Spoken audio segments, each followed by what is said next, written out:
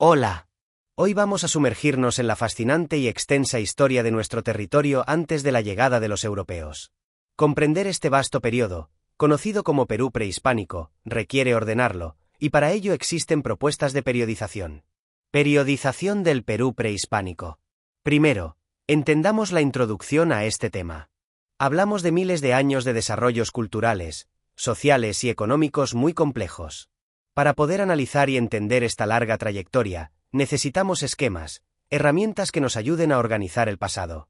No son divisiones caprichosas, sino que buscan identificar patrones, cambios y continuidades.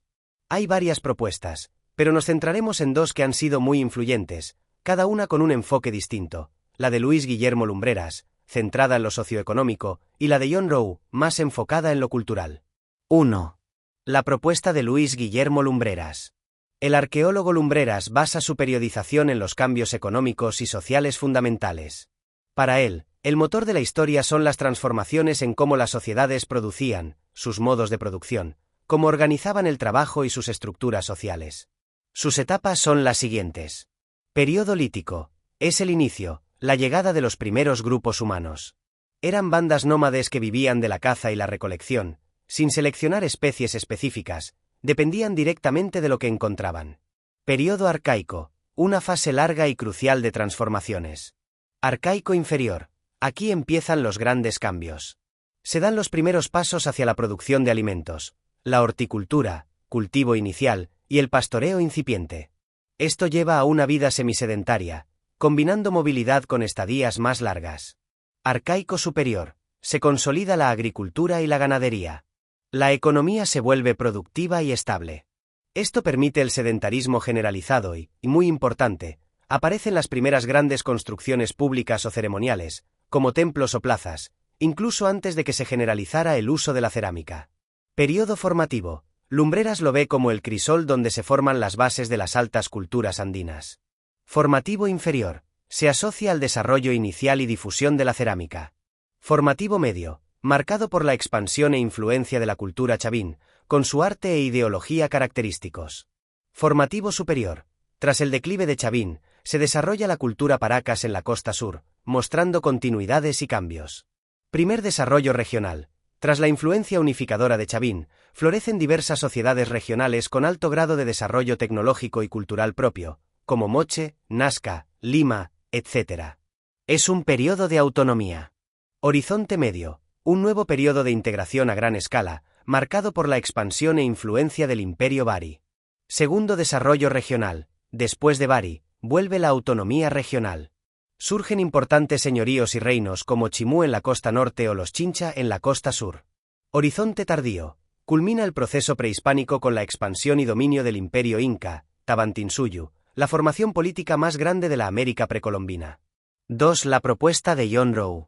El arqueólogo norteamericano John Rowe propone una periodización diferente, centrada fundamentalmente en los aspectos culturales, y dando un papel clave a la cerámica. Los estilos de cerámica, su presencia, ausencia y distribución son los criterios principales para definir las etapas. Sus etapas son: Período precerámico, como su nombre indica, abarca todo el tiempo anterior a la invención y uso generalizado de la cerámica. Incluye lo que Lumbreras llama lítico y gran parte del arcaico. Período inicial, se define justamente por la aparición de la cerámica de forma consistente en los Andes. Marca el fin del precerámico. Secuencia alternante de horizontes e intermedios, esta es la parte central de su esquema. Horizontes, son periodos de amplia integración cultural. Un estilo cultural particular, usualmente asociado a un centro de poder o influencia religiosa, y muy visible en la cerámica, se difunde por un vasto territorio panandino. Rowe identifica 3. Horizonte temprano, dominado por la difusión del estilo chavín.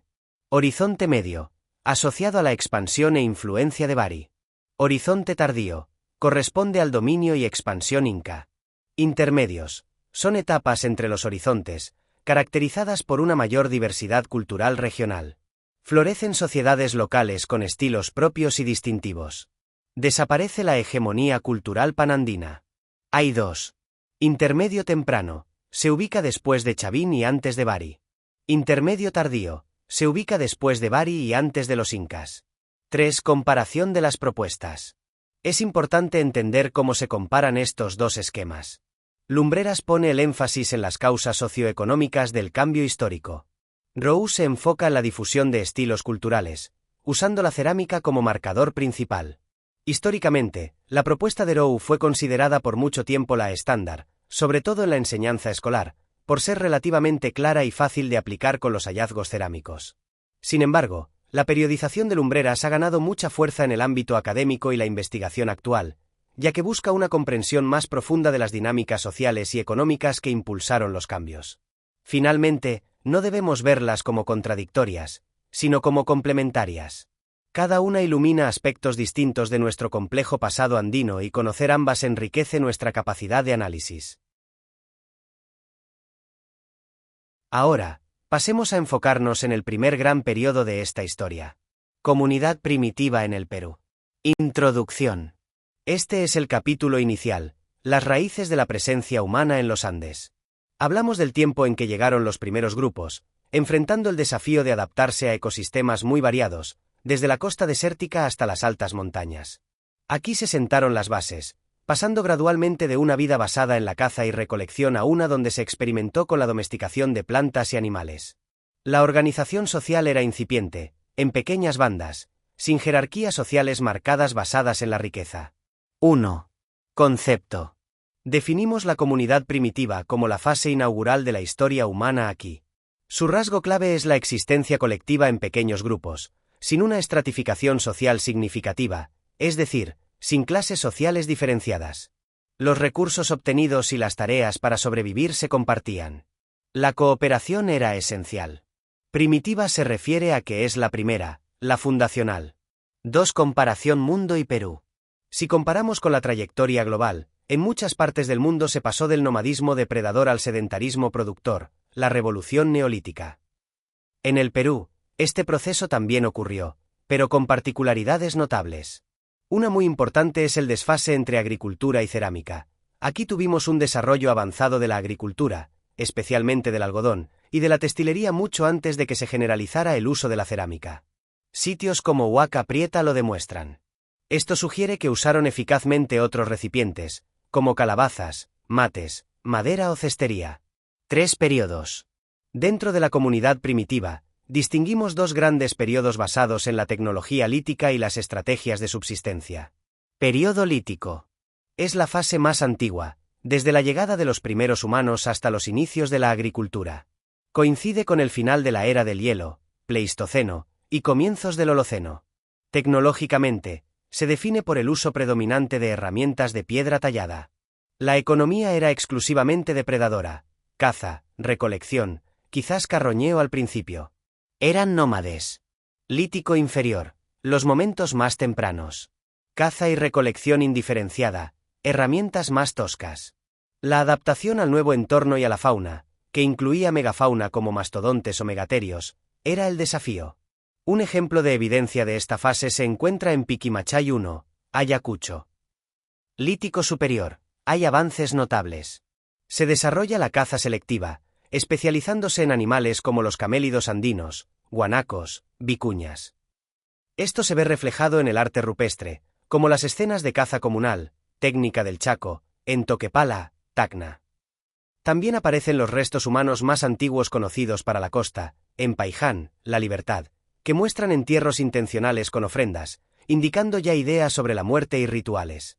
En Lauricocha, Huánuco, también se hallaron entierros, 11 esqueletos, y arte rupestre.